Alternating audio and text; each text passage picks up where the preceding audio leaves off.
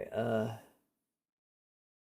I know it's biblical that there are worse punishments for hell non-believers based on how much they know and reject the Bible and what they do, but the seven levels of hell is not biblical, right? No, it is. From what I'm reading, it is not biblical. Revelations, what I just read, like might be. It was like, and they'll burn in a lake of fire, and they were like, it might reveal that there are different types of punishments, but we don't know. And see, what also Dante's Inferno suggests is that uh, hell is more of a torture chamber, and it's not really a torture chamber. It's not really a. It's biblically it's a prison. Biblically, hell is a prison for the devil. That's where the devil is going to be sent by God, and because the devil knows that, he wants to destroy God. He hates God. He is called the Antichrist, and so his job is to take humankind, as many humans as he can, to hell with him. The devil does not want to go to hell. The devil is a prison for the devil. When people think of hell, they think of, horns and a pitchfork and a pointy tail as he pokes people with his pitchfork. Like, that's not hell. He is not the ruler of this realm. He is a prisoner of this realm. It is meant to hurt the devil. And how did the youth group go, real deal? It was basically a rock concert because the church is literally in the backwoods with a bunch of hicks. Someone said a bad word in the Ridge Discord earlier. Did you ban them? I didn't know you said bad words, Dark. Real deal, you silly goose. It wasn't me. I don't know why they did, but I timed them out. He goes through hell with humans. He goes. Did I say that, Jackson? He goes. He goes to hell. He goes through hell with humans. Did I say that? He goes to. He wants to send as many people to hell with him. Like the Satan wants does not want he wants to hurt God, so he wants to hurt his children, us. And by hurting the children, us, he tries to get as many as he can to go to hell with him. Okay, I was asking what you meant. Okay. Did I explain it? Isn't the lake of fire not a literal lake, but more of a pitch black eternal place where you burn spiritually? See, the Bible actually says burn with sulfur and brimstone. Brimstone is sulfur. Fun fact. Also, this is what like the Renaissance paintings and Hollywood, but brimstone actually burns blue. Don't know if you know this. Brimstone burns blue. Uh brimstone is sulfur. So if you look at this, so brimstone is wow, uh, rock, uh, rock, brimstone, rock on fire. Oh, it's not blue. Brimstone, rock. So sulfur. Brimstone is sulfur. What color does brimstone rock burn? Oh, I thought it was blue. So here it's blue. Here it's blue. Uh, all while heating the sulfur in the absence of air distills the sulfur and forms flowers of sulfur. When air is present, the sulfur burns with a sinister blue flame. Yep, forming mainly sulfur dioxide. The reaction used by the Greeks in purification, as we saw earlier. It is blue. I was right. It is blue. Yeah, it is blue. A sinister blue.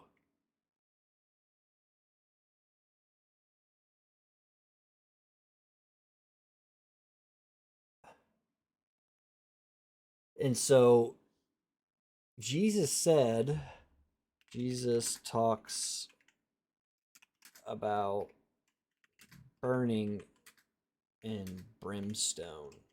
What scripture is that? He was speaking of the city dump of all eternity. Yes, fire was part of it. Because he said with fire and brimstone. What does the Bible say about brimstone? But as the cowardly, the faithless, and detestable, as for murderers, the sexually immoral, sorcerers, idolaters, and all liars. Their portion will be in the lake that burns with fire and sulfur, which is the second death. Fire and sulfur. So it is actually like fire and sulfur. Satan wants to hurt and destroy God. That's his goal. So he does that by hurting his children one way. Correct, babe. Absolutely. Yeah, I answered. Okay. I gotta get up. What do you gotta get it up early for, Darky? All right. With all that being said, let's go ahead and start this Bible study. Bible reading. I got 3 stars. Is that what you meant to put, Katana? Can you read this? I got 3 stars. I can't see it. I don't know what it is.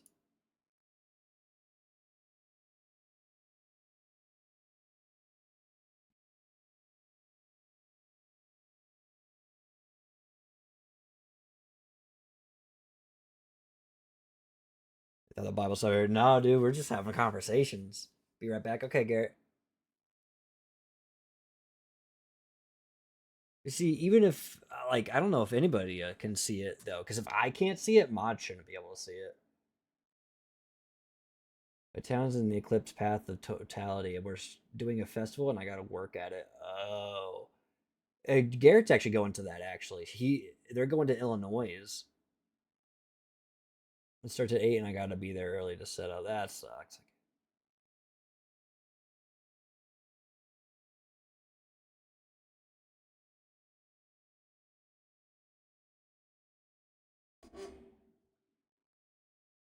Got questions? I can't see it. What is it? I got questions. You have questions? Is that what you posted? I just see 3 asterisks. I was going to tell you about one of the members coming out with a new song with my favorite singer. All right, we got to start reading. And Darky, just so you know, Garrett said he would be right back. So, yeah, whisper it to me. Whisper it to me and or Jackson. All right, let's get started. The parable of the workers in the vineyard. For the kingdom of heaven is like a landowner who went out early in the morning to hire laborers for his vineyard. Now, when he had agreed with the laborers for a denarius a day, a denarius is a piece of currency, it is their wage. He sent them into his vineyard, and he went out about the 3rd hour and saw others standing idle in the marketplace, and he said to them, "You will also go into the vineyard, and whatever is right I will give you." So they went. Again he went out about the 6th and the 9th hour and did likewise. And about the 11th hour he went out and found others standing idle, and said to them, "Why have you been standing here idle all day?" They said to him, "Because no one hired us." He said to them, "You also go into the vineyard, and whatever is right you will receive." So when the evening had come, the owner of the vineyard said to his steward, "Call the laborers and give them their wages, beginning with the last to the first." And when those came who were hired about the 11th hour, they each received a denarius. So what he's saying there is those who arrived last minute still got 1 denarius. They only worked 1 hour, and they still got 1 denarius. But when the first came, they supposed that they would receive more, and they likewise received 1 denarius each. And when they had received it, they complained against the landowner, saying, "These last men have worked only 1 hour, and you made them equal to us, who have borne the burden and the heat of the day." But he answered one of them and said, "Friend, I am doing you no wrong. Did you not agree with me for a denarius? Take what is yours and go your way. I wish to give to this last man the same as to you. Is it not lawful for me to do what I wish with my own things?" If I say, "Hey, can you work my field for the entire day and I'll give you 1 denarius?" And they say, "Yes, I want to." And if I want to, I can hire somebody else who's only going to work for 1 hour. And if I want to, I can pay them 1 denarius, is what this landowner is saying. Or is your evil eye because I am good? So the last will be first and the first last. For many are called, but few are chosen. And what this is talking about. So when I first read this, I'm starting to read these chapters before I read to you, so that way I'm more informed about what's going on and I can readily explain to you this parable. And so I'm glad I did. So when I first read this, I was mad. I was like, if I was the worker for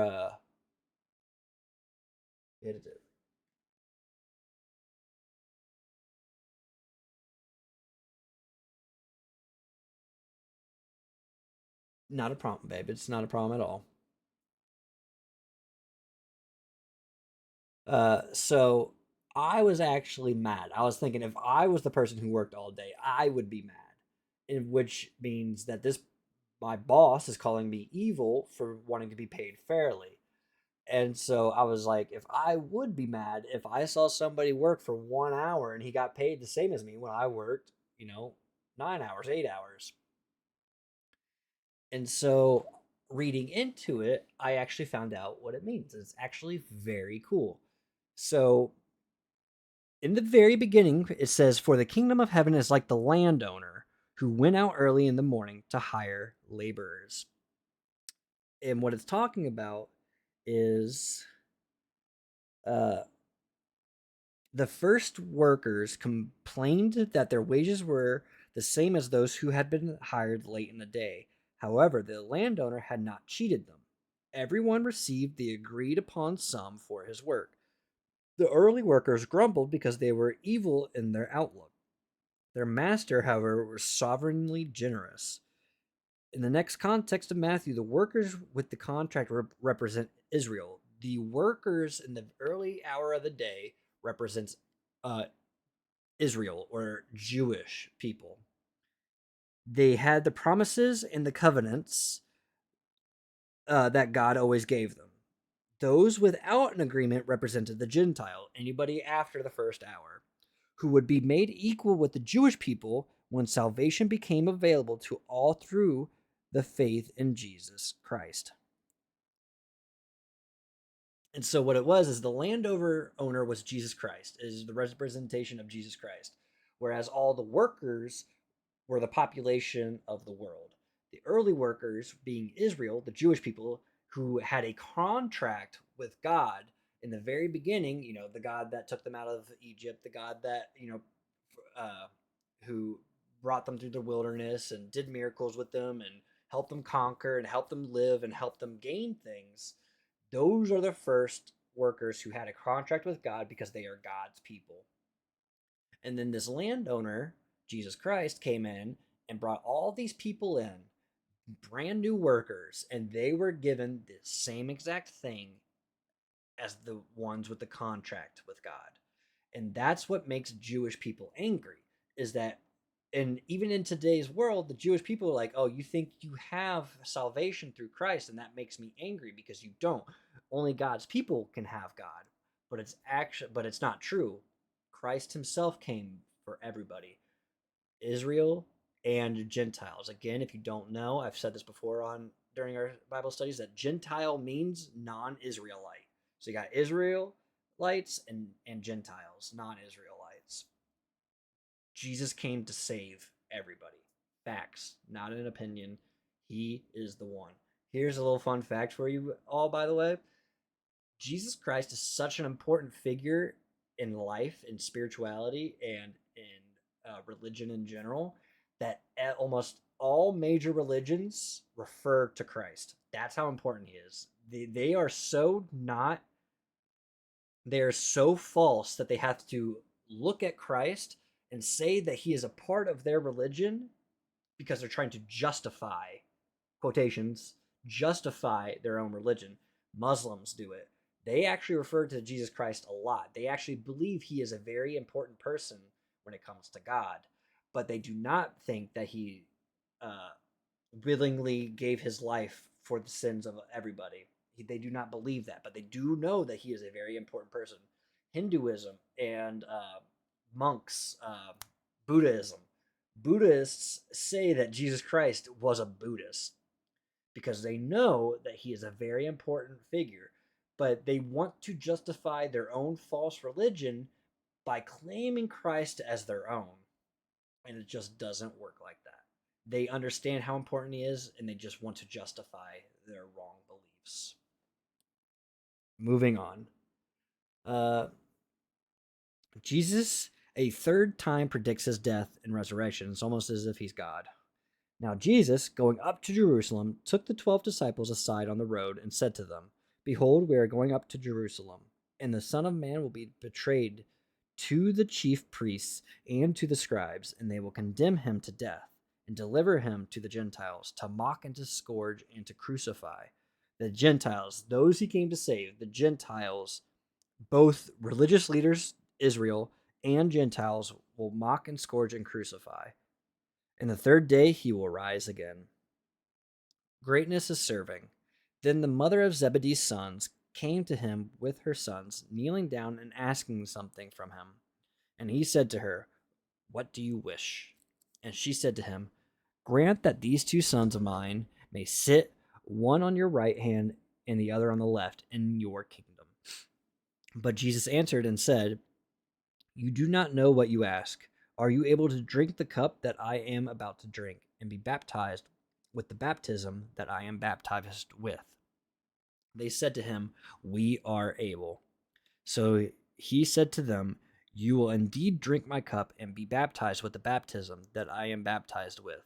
But to sit on my right hand and on my left is not mine to give, but it is for those for whom it is prepared by my Father. And when the 10 heard it, they were greatly displeased with the two brothers. But Jesus called them to himself and said, You know that the rulers of the Gentiles lord it over them, and those who are great exercise authority over them. Yet it shall not be so among you, but whoever desires to become great among you, let him be your servant. And whoever desires to be first among you, let him be your slave. Just as the Son of Man did not come to be served, but to serve. Jesus came to serve us and to give his life as ransom for many. Which is better? Bacon. Probably bacon. Probably bacon. Uh, Once again, what this is talking about is once again the Lord Jesus not that one. 20. The indignation of the other 10 apostles was probably due to their own desire for these lofty positions, talking about sitting on the left side and the right side of Jesus Christ in heaven. Jesus' response was addressed to all of them. The measure of greatness is not position, power, or prestige. It is service. That is why Jesus said, I am here to serve all of you. Even before Jesus Christ was crucified, he washed his apostles' feet. He knew he was about to be sacrificed, and he washed their feet. He came to serve. Only Matthew mentions two blind men. That's something else. So two blind men received their sight.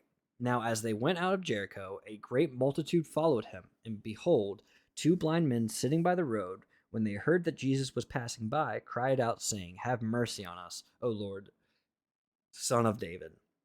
Then the multitude warned them that they should be quiet, but they cried out all the more, saying, Have mercy on us, O Lord, Son of David. So Jesus stood still and called them and said, What do you want me to do for you? They said to him, Lord, that our eyes may be opened. So Jesus had compassion and touched their eyes, and immediately their eyes received sight, and they followed him.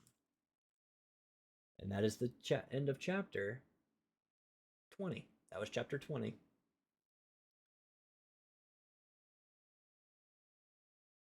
Yeah, really, we have you. Where have you been? Some of us have dementia. Yeah, don't speak that over you, real deal. Early stages, unfortunately. Don't speak dementia over yourself. Hi from Alaska. Hey, Luck. Hello from Ohio. I actually have been to Alaska. It's so beautiful there. It's so beautiful. Luck, thank you for being here. Thank you for following again. Thank you for blessing me.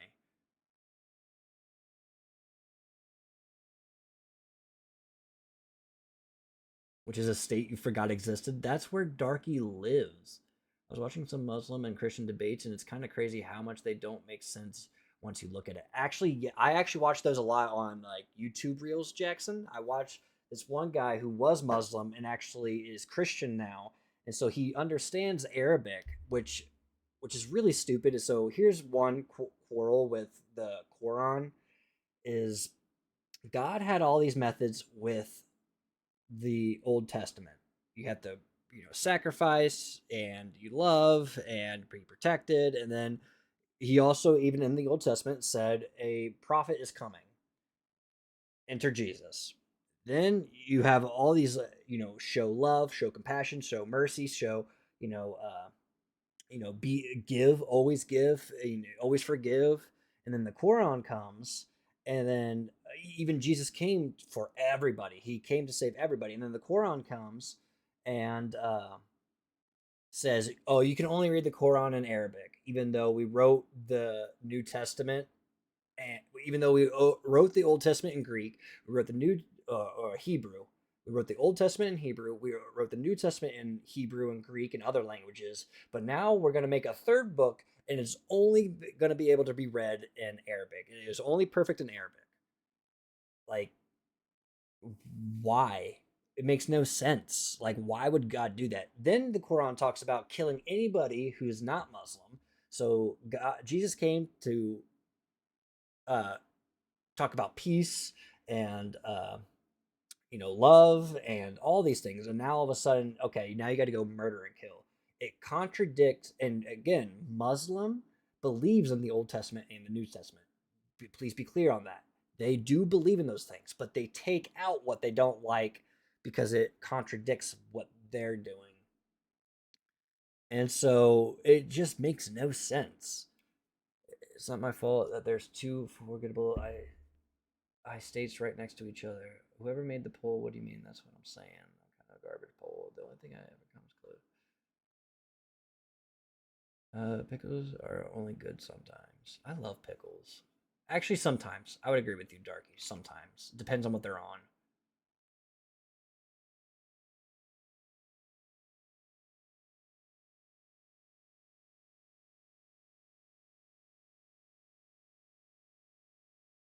Yism. Great chapter reading. I appreciate you, Katana. Thank you. Thank you, thank you, thank you. Did you see The Whisper? I have not. Give me 1 second. We all know who my favorite streamer is. Yes, Ridge. All right. I'm probably gonna reply to you in Whisper.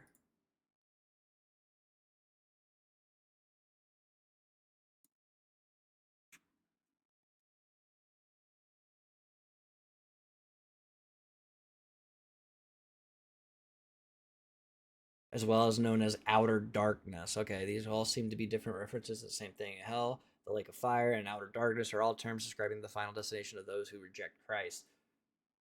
Yeah, that's what I was about to say, but they said it here. I could see it being darkness because God is light. And so when you go to hell, people live their lives separated from God because they choose to be. They are willing to live their lives separated from God, and so they forever will be separated from God. It is their decision, which is if God is light, they're in forever darkness. The lake of fire is the second death. It is the ultimate consequence of sin, which is to totally cut off from God.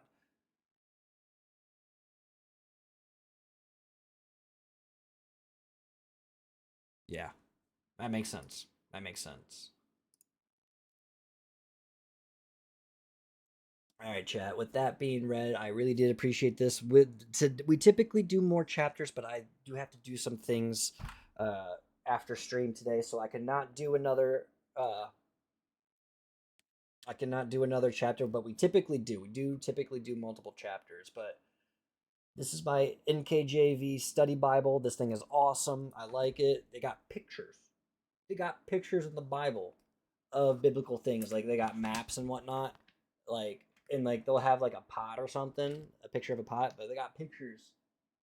How dope is that? But what's really nice is that when you don't understand something, oh, they got more pictures. But when you don't understand something, they actually have these footnotes down here. So this is the Bible up here, but they got footnotes down here if you don't understand something. That was how I was able to understand what the vineyard uh, discrepancy with the wages of the workers. That's how I was able to understand that. I just read down here and it tells me. Chapter 21 is a very good one. I'm excited for that one. They got a good parable in that one that explains a lot.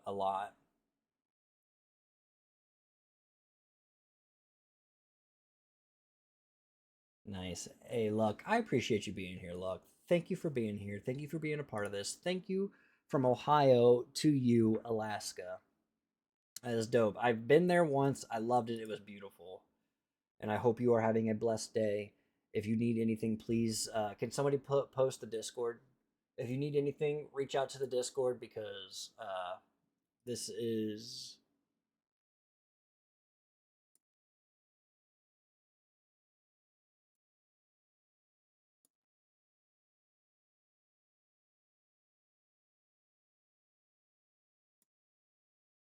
this is our Discord. Join, ask for help, make some friends. It's a loving, beautiful place. We're all very quickly becoming a tight knit family. It's awesome. Would love to see you in there.